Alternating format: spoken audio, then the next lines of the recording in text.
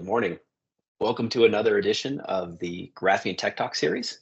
I'm joined this morning by Neil Anderson, VP of Cloud Infrastructure and AI Solutions at Worldwide Technologies. Neil, thanks for joining me.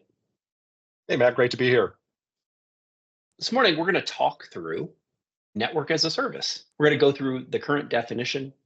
We'll talk about some of the myths, look at some of the challenges and some of the benefits of network as a service, and kind of look at how we got here and where we're going. So with that, let's start with the current definition of network as a service. Our friends at Gartner define network as a service as a delivery model for networking functionality, which includes the following capabilities: self-service, on-demand, ability to scale up and scale down. It's billed as OpEx, and it's consumption-based. And they go on to call out, some of the things that NaaS can include, things like switching, firewalls, gateways, routing. So it's a pretty good definition. But Neil, we spent the last 2 days together at the Open Networking User Group, Networking for AI for Networking, Summit, and I learned about WWT's functionality in AI and that WWT has built their own LLM, which is very focused on their customers. So let's do something fun. Why don't we ask WWT's GPT what its definition of network as a service is? Oh, that could be fun. Let's do that. So yes, we do have an LLM that we have built, and I'm going to ask it, what is NaaS, and see what its answer is. So what we've done here is we've really ingested all of the knowledge that we have at WWT and in our ATC platform, all of the thought leadership papers that we write into this LLM. And right now it's searching those documents, and it's creating a custom model for the generation. And here comes the generation of that. So let's see if it gets it accurate. So it says it's a model of buying, installing, and operating a network equipment. You can read it there. Different degrees of NaaS. Sometimes it's subscription hardware where you pay a monthly subscription, but you still operate it. Sometimes someone else is operating it. One of the attributes is elasticity, meaning the service's costs increase or decrease based on your demand usage. So it's getting it pretty accurate. I like elasticity rather than flex up, flex down. It's definitely a more elegant way to define it. Well, feel free to take that into your marketing, Matt. I'm going to steal it. I'm going to steal it. I'm going to steal it for sure. So I like that. It's good. I guess my question is, is NaaS more than just a consumption model? Is there differentiation in technology that makes it more than a consumption model? And Neil, I know we spent a lot of time together, and I know you're aware of some of the changes that Graphiant has made around our network as a service and the way we deliver edge, cloud, and extranet as a service, and really as a network as a service, and the way that we have changed protocols and written protocols to deliver that service, and really deliver that service flexibly and seamlessly, and really giving the customers the features they need based on the technology. So we see it as much more than a consumption model. You work with a tremendous amount of enterprise customers and definitely more vendors than I work with. How do you see that?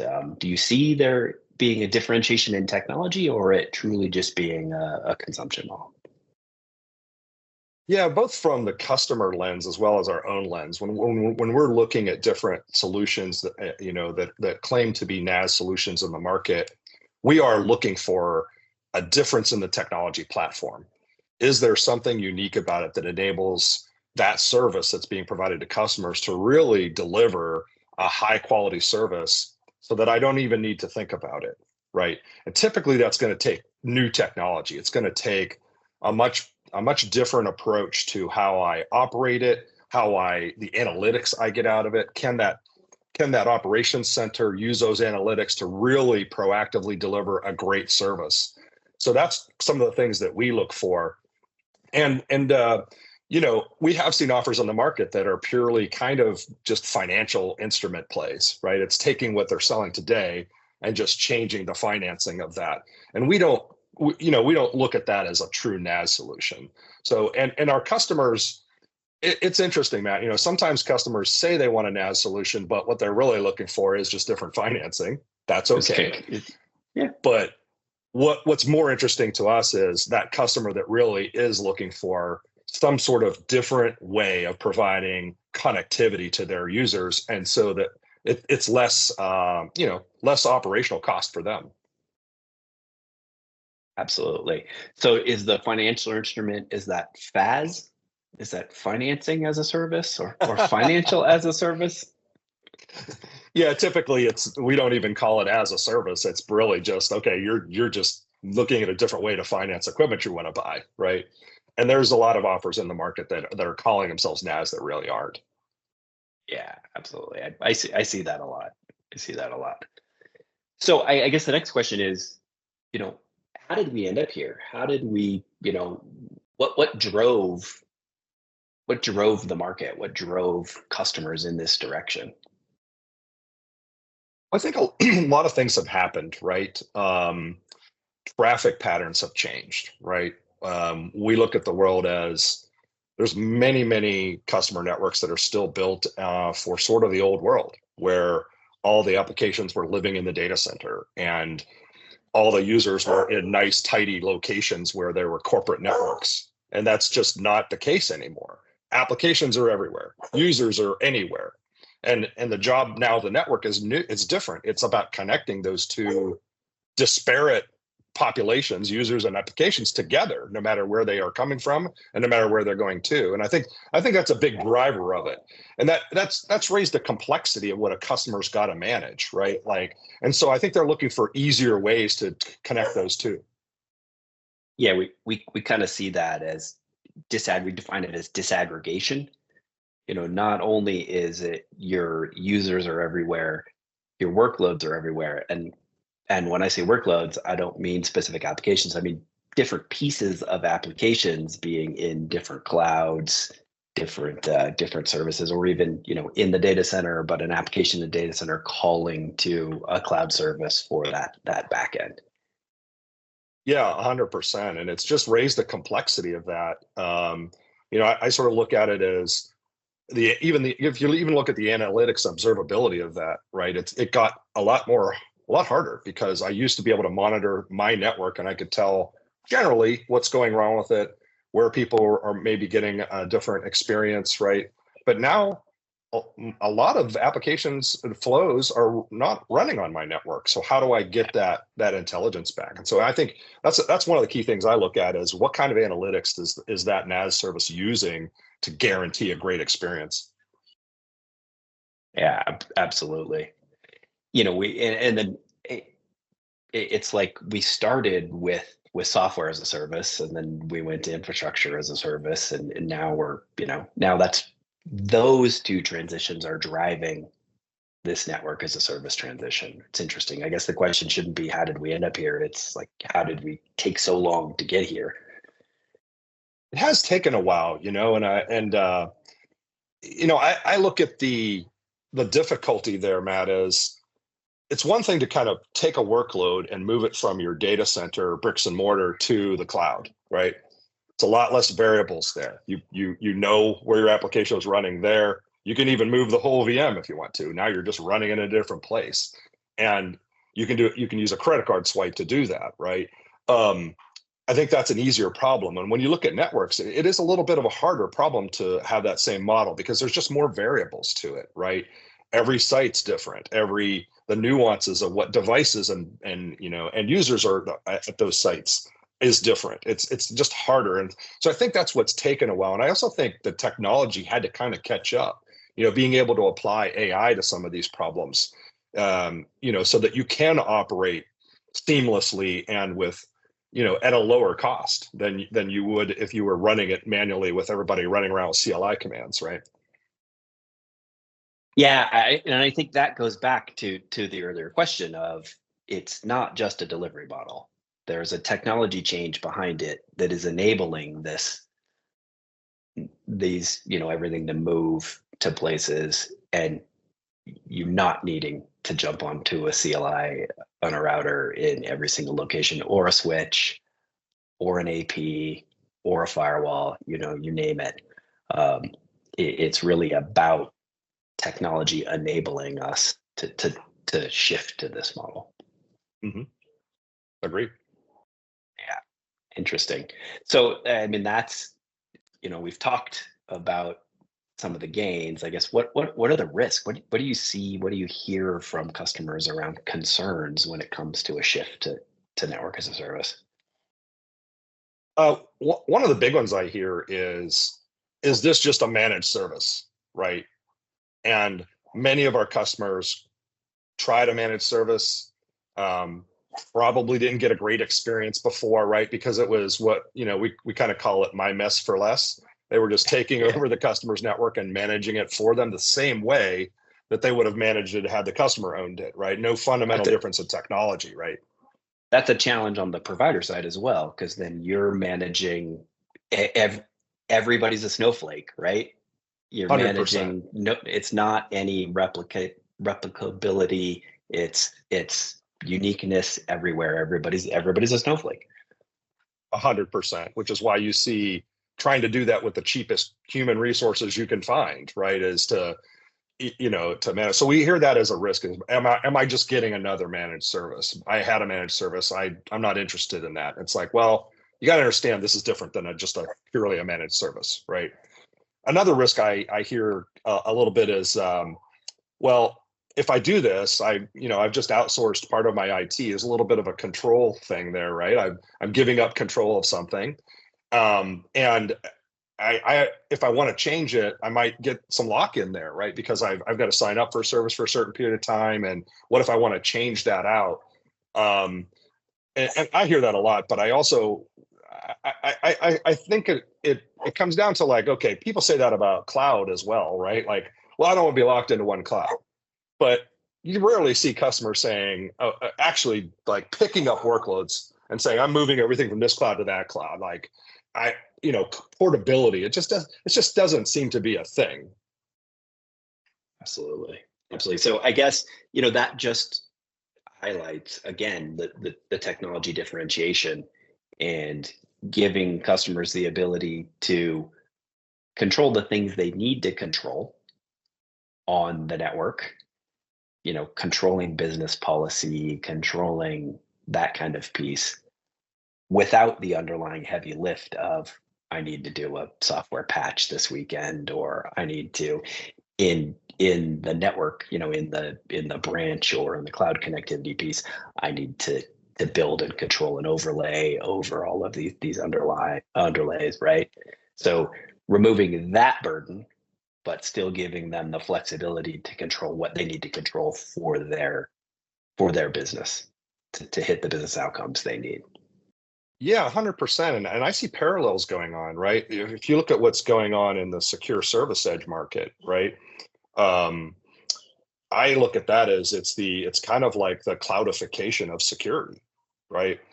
I'm going to go and trust a platform that's offering all those things like firewall as a service, VPN as a service, CASB, all those things that I used to do myself. And I would go out and patch a million firewalls and, patch all these different security appliances. I'm now able to offload that work to someone else to, let them take care of it. And by the way, at the same time, it's cloud adjacent. So people get a better experience. It's the sort of the new DMZ is the way I look at it. Right. But by leveraging that as a service, I've now just freed up a lot of my security team's time to focus on the real problems instead of that toil work. And I think NaaS has the potential to do the same thing. Let's free up the NetOps team to actually focus on the real challenges of the business. Are people getting a great experience? Are they, do I have threats I need to be helping the security team with? All these other challenges that they face every day. Take the toil work and push it to a NaaS. That's I think a real big benefit from it. Yeah, absolutely. And then the other concern about lock-in, right? The other concern about lock-in and that challenge, I guess that just speaks to the need to truly have some sort of flexible consumption-based service, so that the customer is truly paying on what they're using.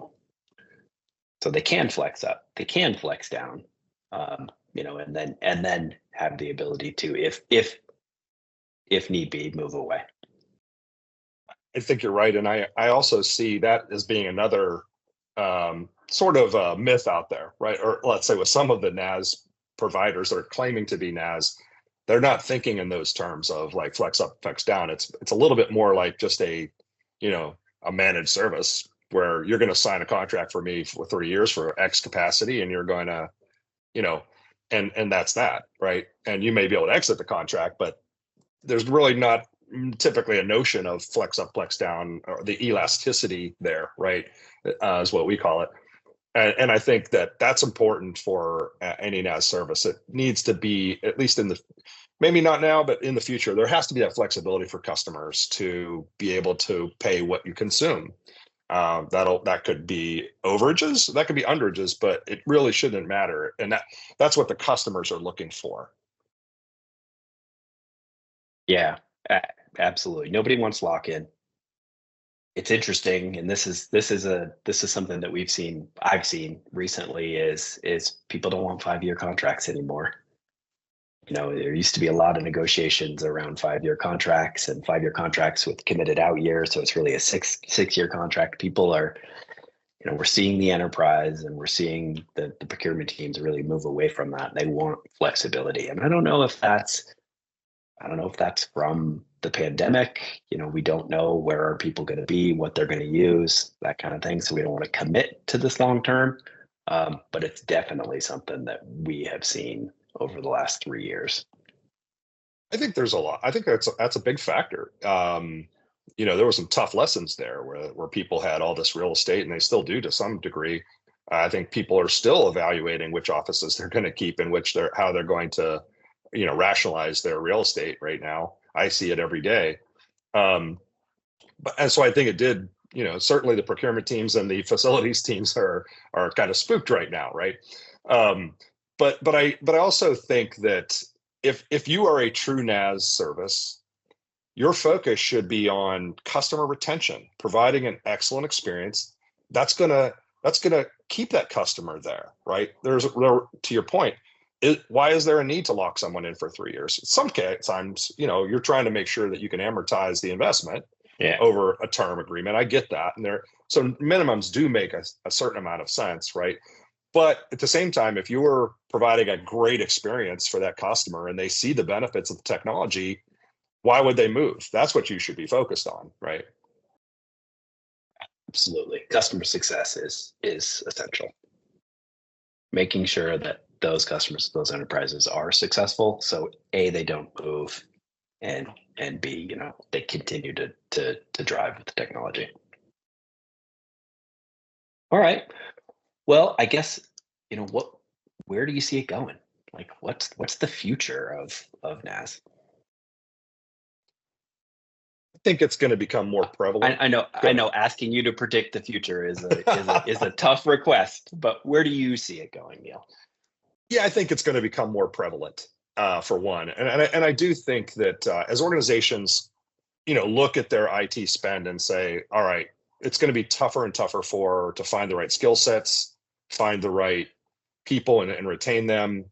I need creative ways to solve this problem, and one of those is, I think we have to take a hard look at what's my core business, what's not my core business, right?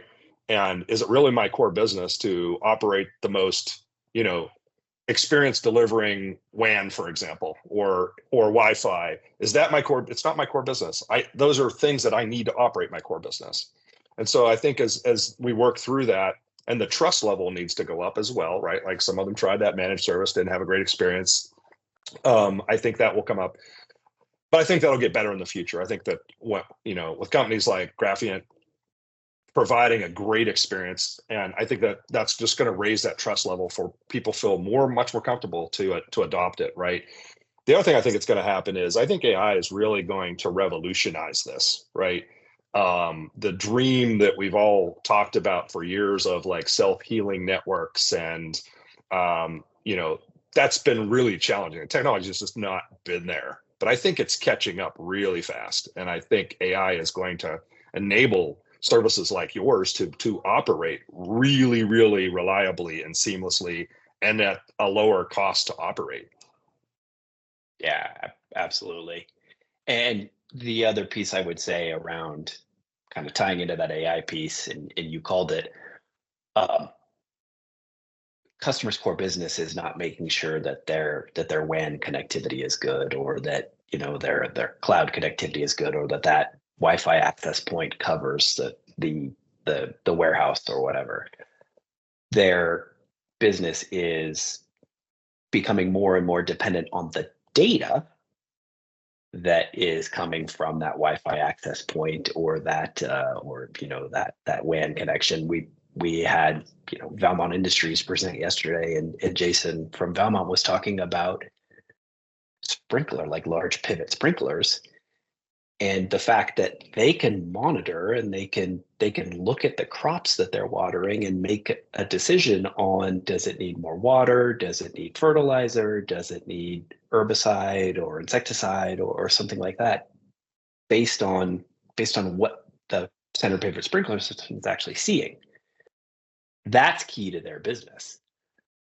That is absolutely key to their business, making sure that center pivot can connect to their network or the cloud or wherever it needs to connect to is not core to their business, but that data is core to their business. So having access to that data, being able to model that data, as you said, and as we learned about the past 2 days, having AI model that data and make intelligent decisions based on that is core to their business. And I think that's where, whether it is network as a service for connectivity to that edge, or extranet as a service for connectivity to a business partner to share that data, is where the future of NaaS goes.